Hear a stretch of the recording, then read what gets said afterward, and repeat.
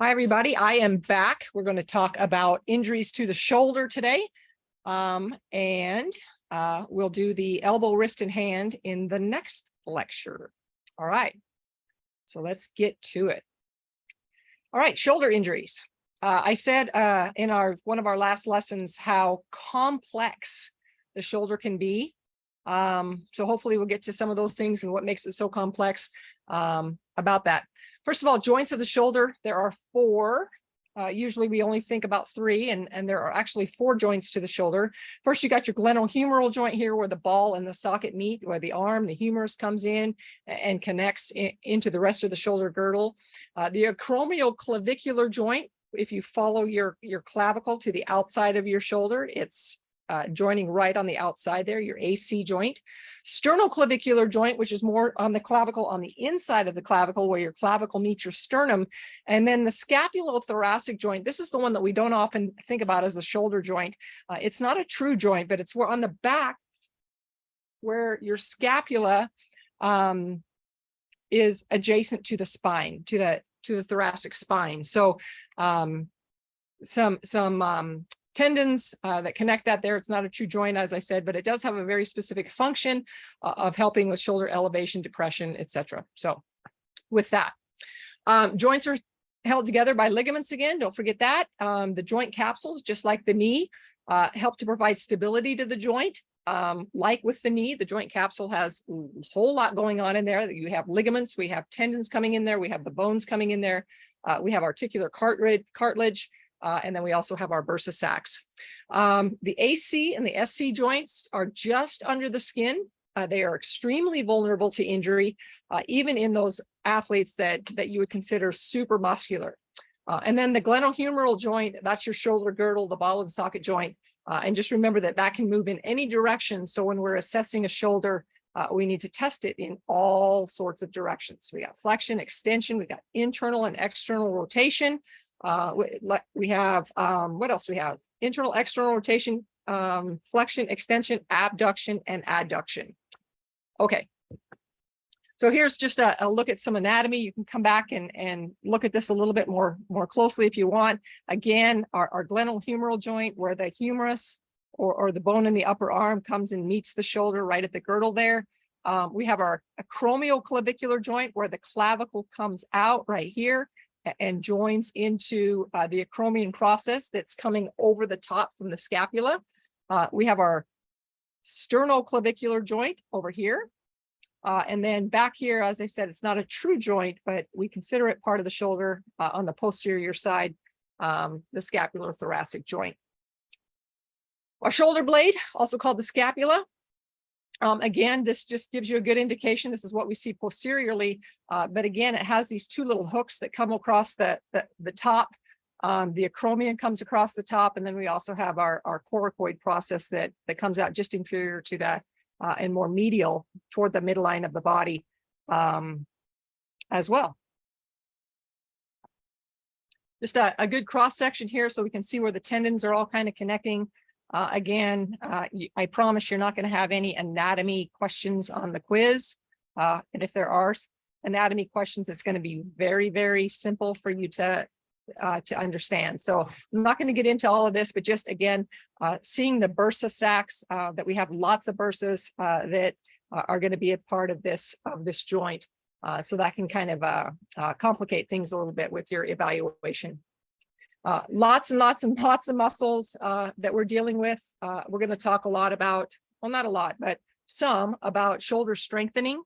And I've given you some exercises on our Moodle page to really work with your athletes on shoulder strengthening exercises, especially those kids that are in their pre-adolescent years through their adolescent years, as their bodies are developing at such a rapid rate. It's just so vitally important that we're getting them on shoulder strengthening exercises so that they can withstand some of the demands we're placing on them in sport. A few more muscles. These are our posterior muscles on the backside. Also that could be affected. All right, just some basics about the shoulder. First of all, as we said, the shoulder can do a whole lot. It's got a high degree of mobility, but it is very susceptible to injury. So you think about sport in particular, we think about baseball and softball and swimming, where these kids are doing just excessive number of repetitions. So that's going to make the shoulder especially vulnerable to injury. So again, those shoulder strengthening exercises and stabilization exercises of the scapula, that bone in the back, that shoulder blade, is going to be so critical for these kids while they're developing through their adolescent years. Brachial plexus injuries. We see these quite a bit in the sport of football in particular. These are often called stingers or burners. And what they are is an injury to the nerve, or that bundle of nerves. I'm going to turn my camera a little bit so you can see me a little bit better. You have a nerve root bundle that comes down from your neck, and it comes down and it kind of feeds your shoulder.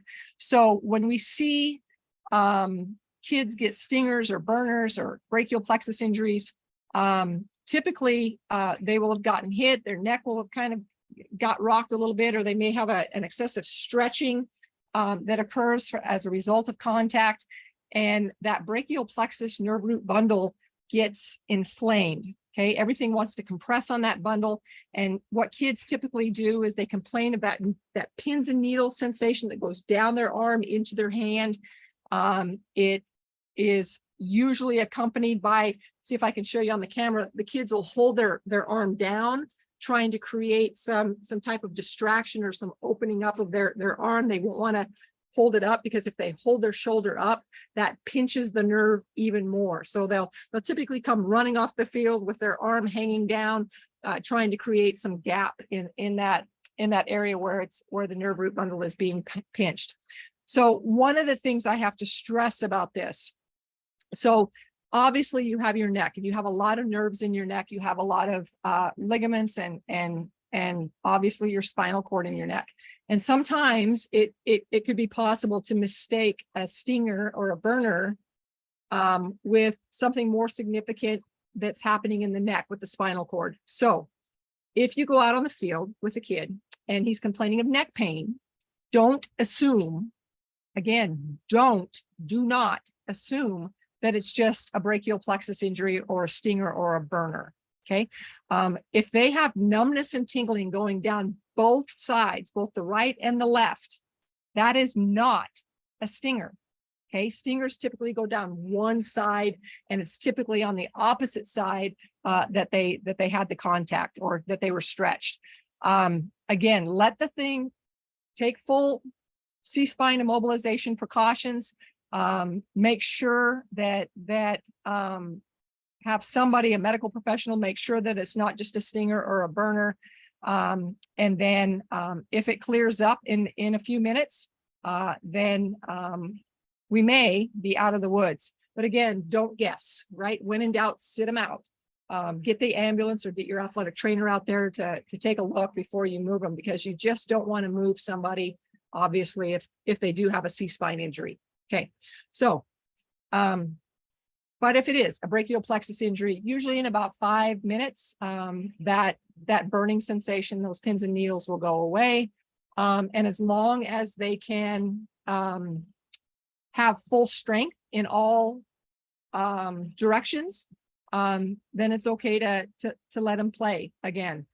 For the most part, you want to test them, right? Have them do a bicep curl against resistance, a tricep extension, have them do abduction and adduction, have them do some external rotation and internal rotation. Just make sure that they have their strength equal right and left sides in all directions before you even can think about putting them back in the game. Okay, because if they do have a lack of strength in one side, then we're exposing them to a much more significant injury. Right? They can't protect themselves. They can't guard themselves. And so the likelihood of a C-spine injury that could be catastrophic is much higher. So again, don't mess around with these brachial plexus injuries. Consider them to be a C-spine injury until you are told or you absolutely know otherwise. And then make sure that they're fully recovered before you allow them to go back into competition. Okay, so here's where I'm talking about those yellow nerves on the left-hand side here. That's your brachial plexus bundle. quite a few nerves coming from the neck and going down into the shoulder. And then on the right here, you can see where those brachial plexus nerves go from C5 all the way down to T1. And obviously that's a pretty bad place to have a neck fracture. So we don't mess around and we don't assume that that's all it is. Okay, other things. Like I said, acromioclavicular sprains out here and sternoclavicular sprains inside are very common in sport, especially where falling can occur. I think about these a lot with wrestlers that I've taken care of. Just their arms get worked quite a bit, and we get that stretching of the AC and the SC ligaments. Throwing and swinging sports can also result in a lot of overuse injuries. Again, those are injuries that occur over time with repetition in their sport. Anytime we have a person that falls, we have to worry about fractures of the humerus, especially. But then we also have to worry about labrum tears. What the labrum is you have cartilage where the ball and the socket meet, and that cartilage that's on the saddle part of the joint can get inflamed or can get torn. We'll show you these in a minute, and then that restricts the ability of the humerus to kind of rotate around and do that circumduction and that movement inside that space. So those labrum tears are pretty common with sports that there's a falling risk, especially when falling is accompanied by somebody landing on top of you and really pushing that joint together. Injuries to the shoulder can be either chronic or acute.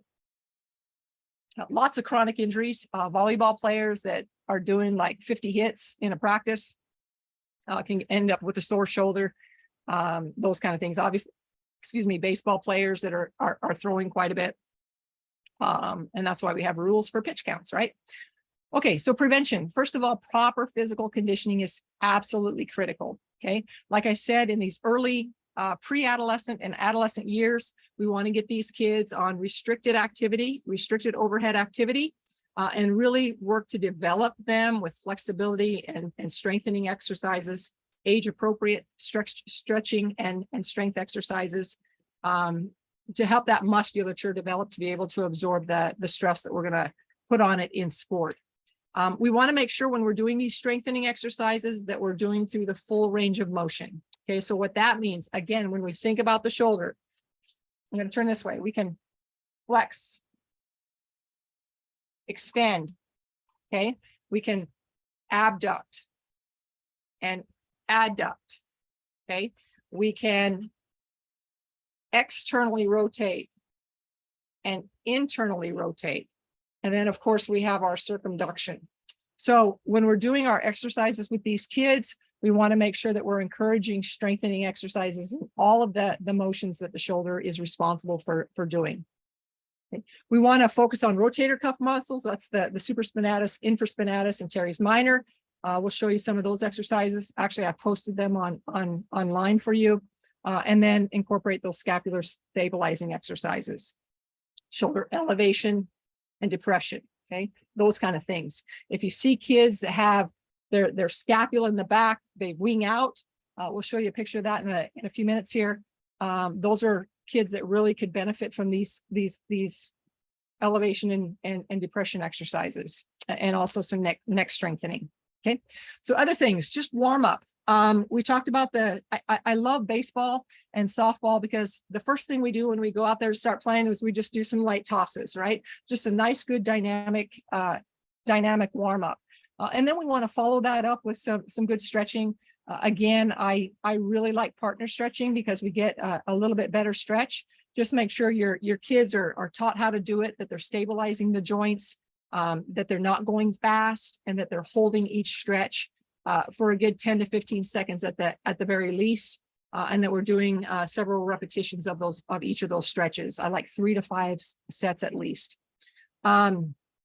With contact and collision sports, we want to really teach them how to fall. This is something that we don't think a lot about with our young kids, but we want to teach them how to fall, not to put their arm out and try to catch their fall, right? We want them to kind of be able to absorb those falls. In sports that use it, just the proper protective equipment is used. Football, you have all sorts of different sizes of pads and different styles of pads. So making sure that the kids are getting the right size that fits them appropriately, that covers their full shoulder, and that still allows them to have the movement that they need. Teaching proper mechanics, again, another really good thing that baseball does. A lot of our baseball coaches, when early on, we really work on this proper throwing. Basketball, I always think about basketball. We get these kids at an early age and we teach them the proper mechanics by lowering the basket, getting them so that they can experience success and not just put them on a 10-foot basket and tell them to wing it, right? Otherwise, they're going to be shooting like this instead of like this. So just teaching proper mechanics and really breaking those down into the different phases of the sport or the sport activity, and so that they can really take everything part by part and master it when they're first learning, and then it becomes pretty autonomous for them to do it correctly. Okay, just an example here of just throwing mechanics. I just put this on. If you have access to a biomechanist or an exercise scientist, these are great people to kind of help you with this. Just trying to break down your sports skills. Just throwing mechanics in your wind-up phase. You think about this and just the simple act of throwing a ball, how many actions the shoulder is being asked to do with just that simple act of throwing a ball. How many muscles are engaged? How many, you've got elevation, depression, you've got every single movement that the shoulder does is activated at some phase in the shoulder motion. So you got your wind-up phase, and then we come back and we're actually cocking the ball in the back where we're at maximum external rotation, where we're all the way back. And then we're coming and starting to step forward into our acceleration phase. Now that maximum external rotation comes forward as the arm comes in horizontally, adducts, and now our arm is in, our shoulders starting into that internal rotation, not all the way, but it starts internally rotating from that maximum external rotation. The scapula is elevating, it's abducting or going out at the same time. We get into that deceleration phase. Now we're in maximum shoulder internal rotation, and we're releasing the ball in that deceleration phase. And as we do that, everything starts to slow down with that throw until we're in our follow-through phase, which is the last phase of throwing. It's that end of motion, and now the athlete is in a balanced position.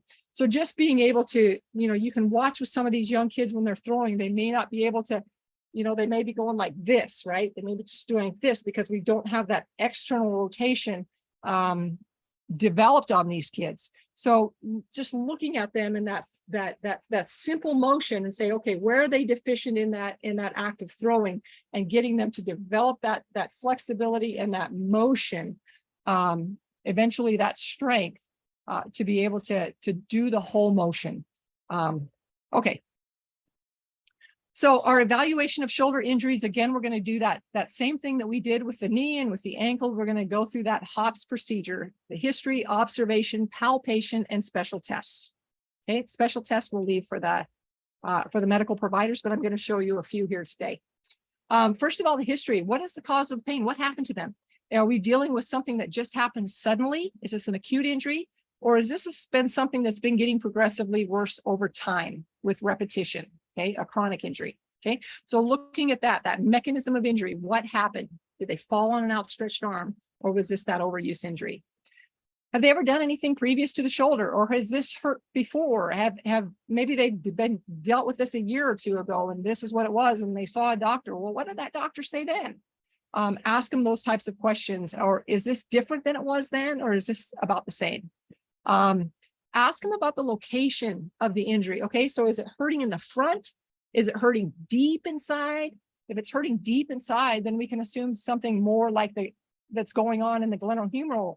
Whereas if it's hurting kind of in the front, then we can assume, well, that's right where the AC joint is, those AC ligaments. So maybe we just have some kind of a sprain going on up in the front. So ask them those kind of questions.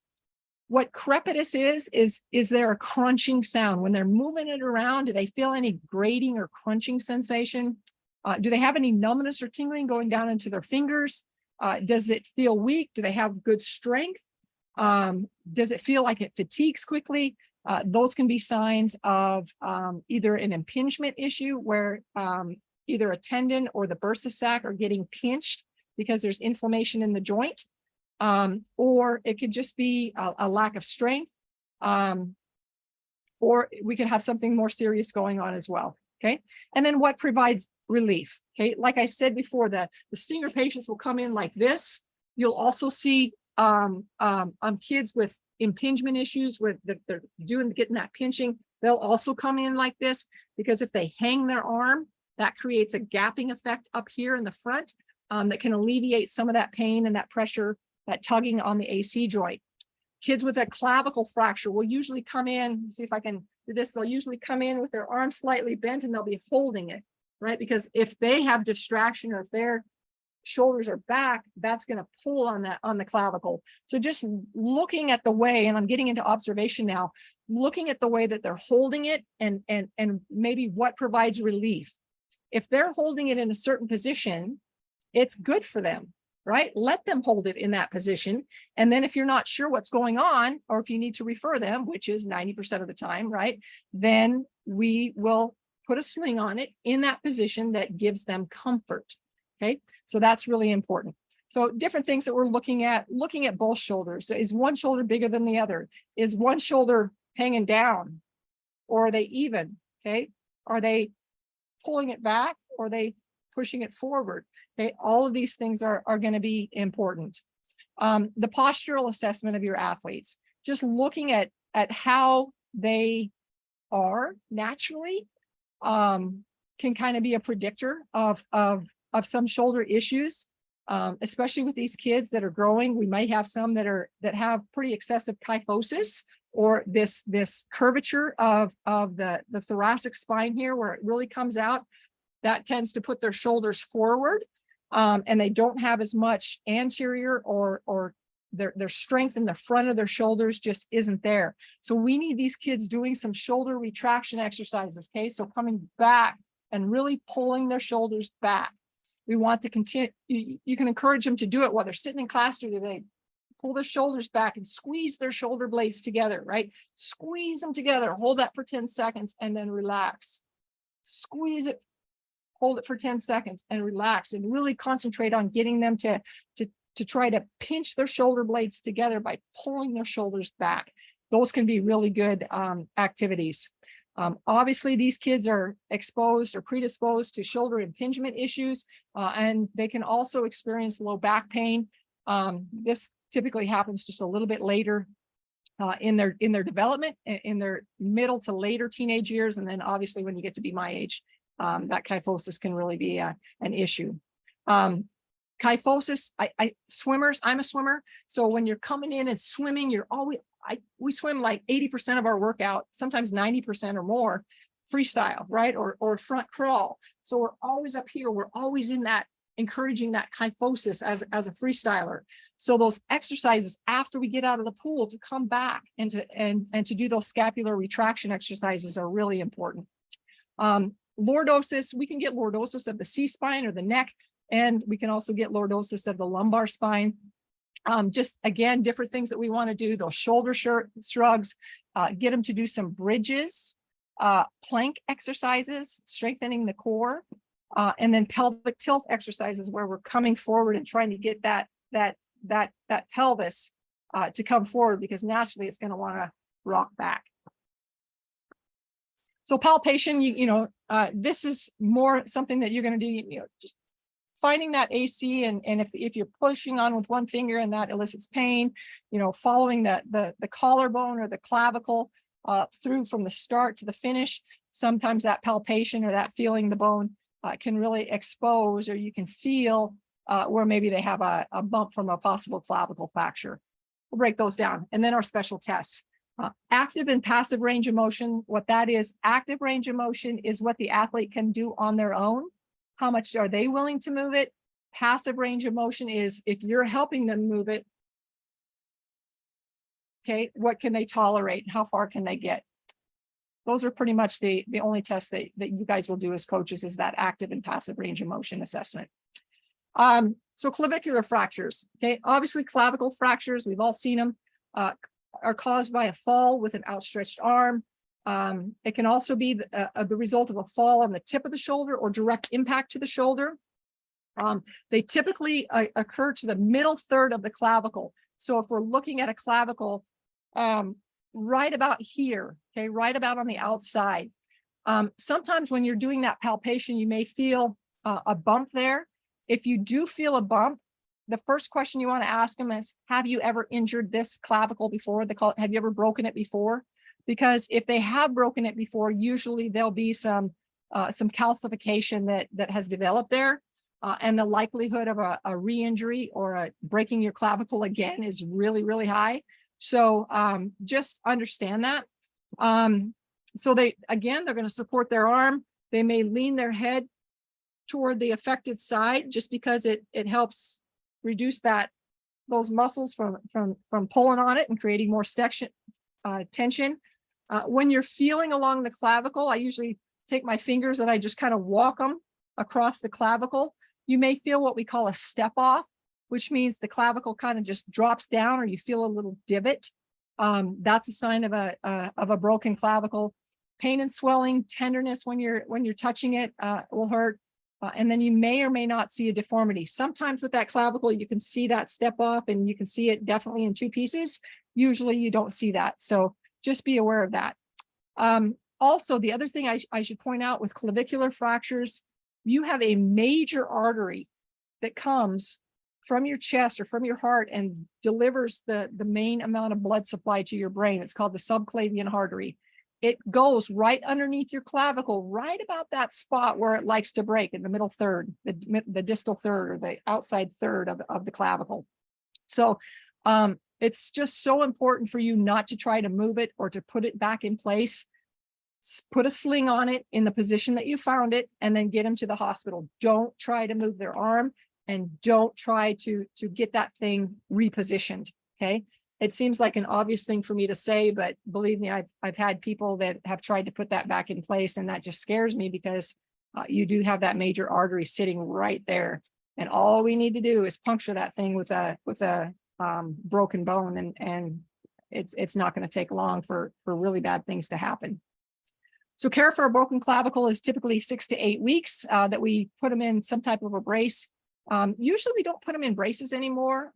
We're just kind of letting them do things normally. They'll probably be in a sling, but those old figure-8 braces that maybe we wore when I was younger, you know, a lot of physicians are choosing not to use those and just keeping kids in a brace. Know that when they do get cleared to resume activity after 6 to 8 weeks, that likelihood of them fracturing it again is pretty high. It's also going to still be pretty tender to the touch. So just cutting out a donut pad, just a round circular pad with a hole in the middle, that hole goes right over the spot that they fractured it. And that can help kind of take some of the blow so they don't get a direct hit right on that fracture site. So here's just a good picture on the right there. If that's a step off, I mean, you can kind of see this one. That would be an obvious deformity, right? You wouldn't have to do much. You say, oh yeah, you're going in if you saw this. But for the most part, this is a good picture, and then just the x-ray on the opposite side. You can see there where the common fracture site is. Fractures of the humerus or the upper arm, those are typically the result of a direct blow or fall.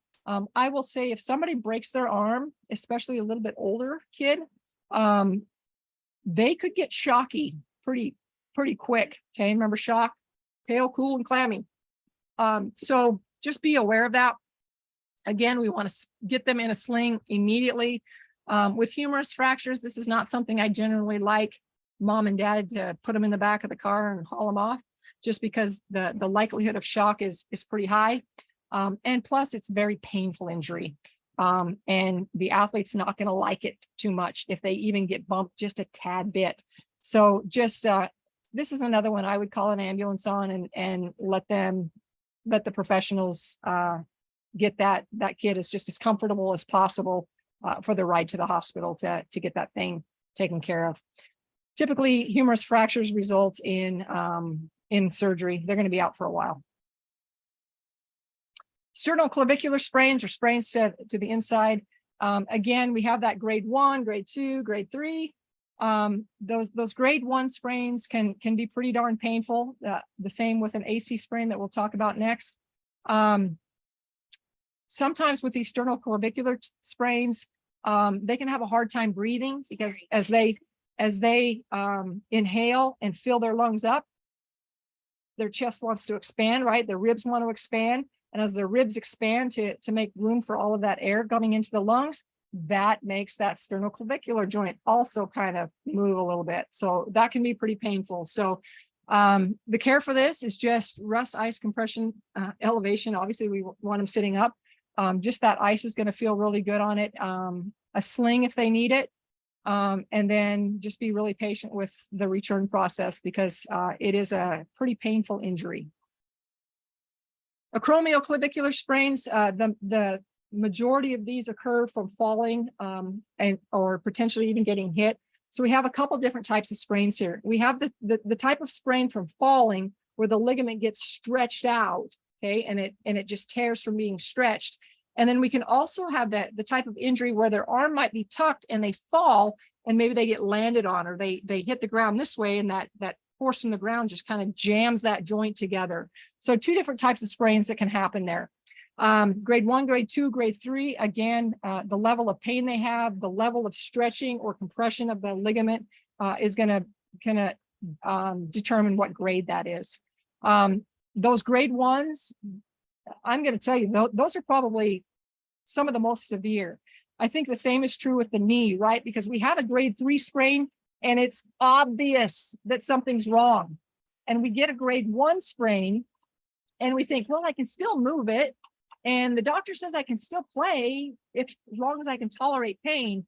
But it's just super, super sore. And the more we play on it, the sorer it gets because we're moving it. So just heat before activity is a good school of thought. A whole lot of ice after activity, and then just doing some exercises, some range of motion exercises to get the thing moving, and then eventually, with time, graduating up to using some resistance bands. Hopefully you guys can hear okay. I'm outside and there is a storm coming in. Okay.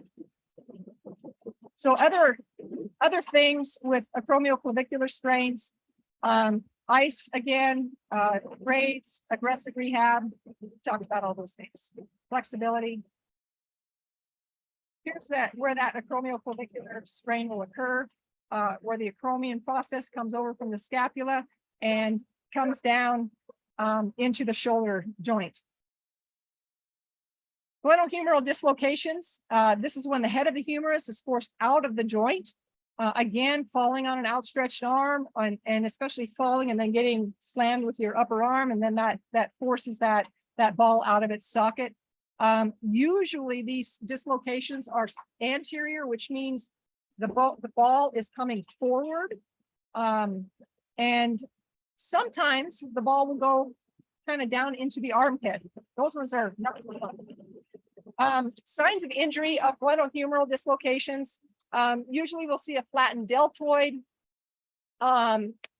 If you have a glenohumeral dislocation, you will know it by looking at it. It's pretty obvious that kid is out.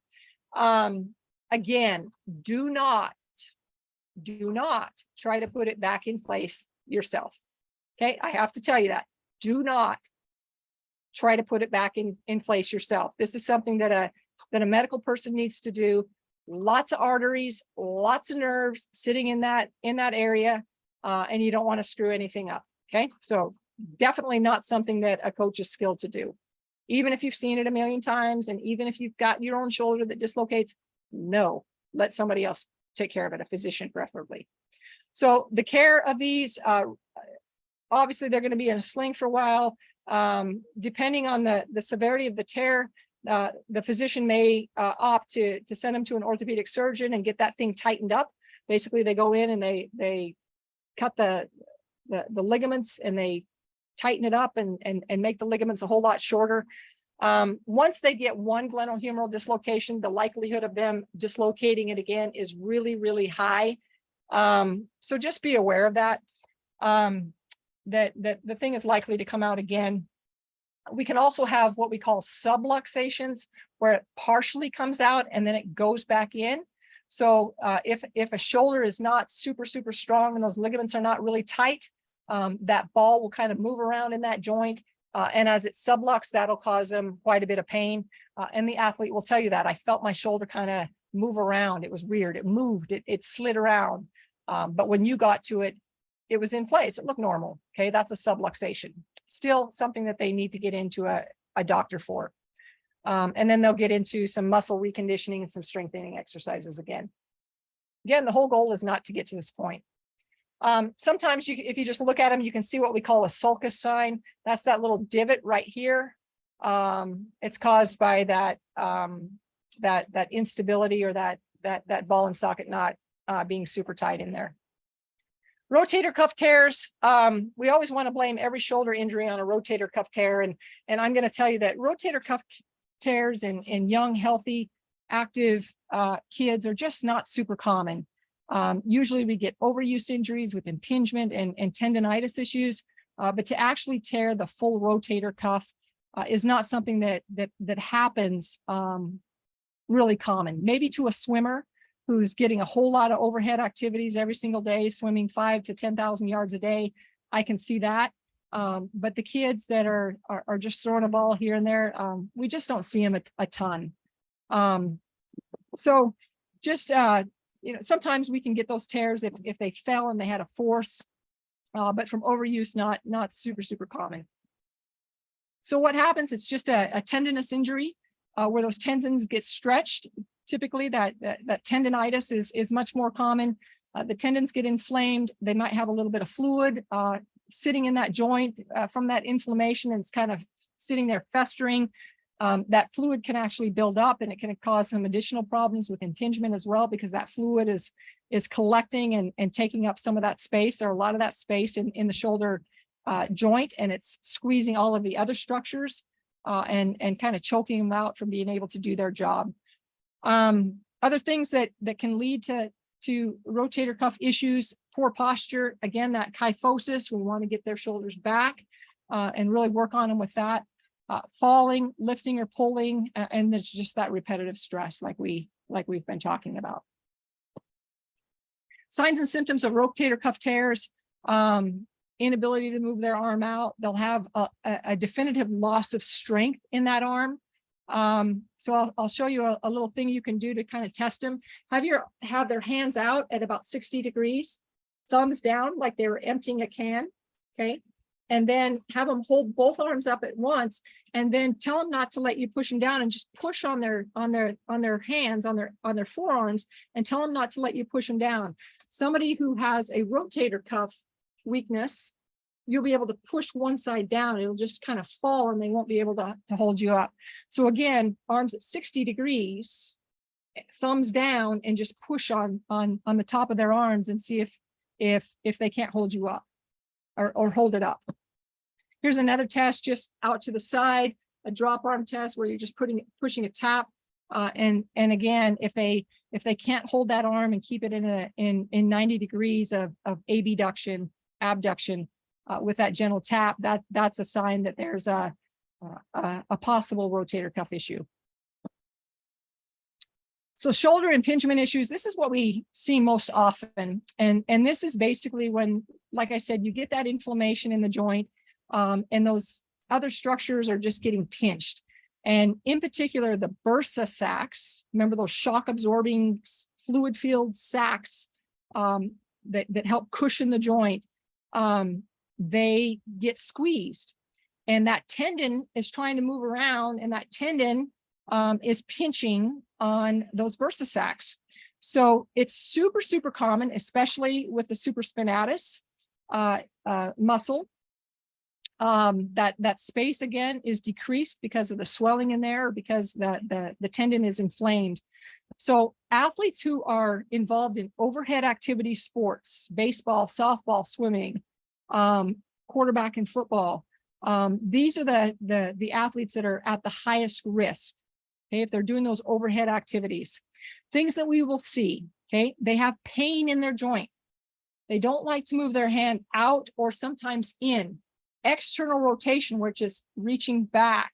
Okay, reaching back will bother them. Sometimes coming in, that internal rotation will bother them. So they'll complain of that general achiness, but then when they do one of those motions, they'll complain of like it pinches, it kind of a sharp stabbing pain. So that's what they'll complain of. So here's just some of the bursa sacs that surround that shoulder.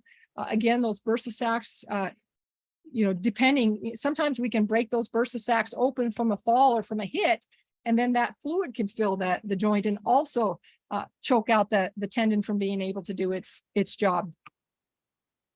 So here's just a couple activities. If they can't do this and just bring their arm up and kind of behind their head, if that creates a pinching right in the joint. Another one is if they bend their elbow and you're bringing it back, if that creates a pinching, again, right in the front. And then another one is, this one, labrum tear. First, if we come across our body and then we're trying to push down on the top, so we're asking them to come across and then we're just pushing down. If that causes pain in deep inside the joint, that can be an impingement, or it could be a labrum tear. So remember, labrum is that cartilage where the ball meets the socket, and that cartilage can get torn from a forceful motion, and that can affect the ball's ability to circumduct inside the joint. Most labrum tears are what we call slap lesions. So the tear goes superior. It's a superior labrum, so at the top of the labrum, and the tear goes from the front to back, anterior to posterior, a slap lesion. And sometimes these labrum tears also involve the bicep tendon. So where the bicep comes up, it connects right in the front of the shoulder, right in the deep area there. And so sometimes the bicep tendon can be involved as well. Always if you suspect a labrum tear, this needs to go to a physician as well. Most often they're going to need surgery to get that fixed, because that cartilage isn't going to heal on its own, just like a meniscus won't heal on its own. And sometimes they'll have to reposition where that bicep tendon connects into the shoulder, depending on the degree of the tear. So here's a good picture where we're seeing how the slap tear, what it looks like.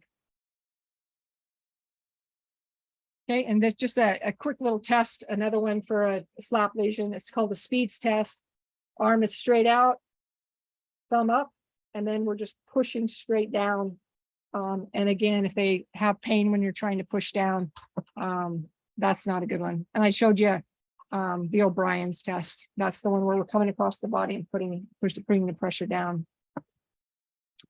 Okay, last thing I want to talk about with the shoulder is just that scapular weakness. Like I said, when we see, if you have your kids do a wall push-up and you're seeing that bowing or that winging out of the scapula, that's a good sign that we need to get them on some scapular stabilization exercises. Again, they can do these as simple as starting out of just pulling their shoulders back and squeezing those shoulder blades together and holding that for 10 seconds at a time, and doing those several times during the day.